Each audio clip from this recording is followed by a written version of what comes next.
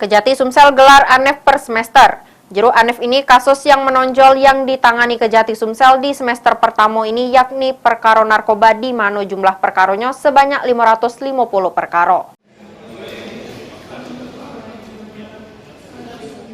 Kepala Kejaksaan Tinggi atau Kejati Sumsel Sarjono Turin paparke capaian kinerja Kejati Sumsel di semester pertama periode Januari sampai bulan Mei 2023 di ruang media center Kejati Sumsel.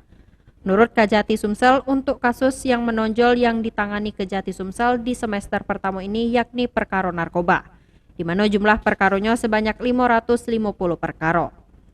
Di antaranya perkara narkoba yang lagi ditangani Kejati Sumsel dengan narkoba jenis sabu sebanyak 115 kg dengan tersangka Nur Hasan yang ditangkap Badan Narkotika Nasional Provinsi Sumsel.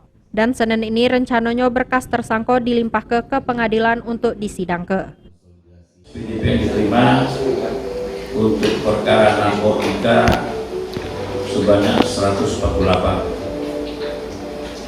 PDP, tetapi untuk sampai ke kita yang tahap 2 195. Ini ada tunggakan di tahun 2021. Yang paling menonjol adalah perkara narkotika.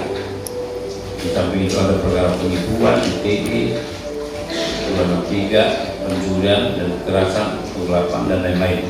Jadi tetap perkara menjadi dominasi adalah perkara narkotika. Heru Wahyudi, PAL TV.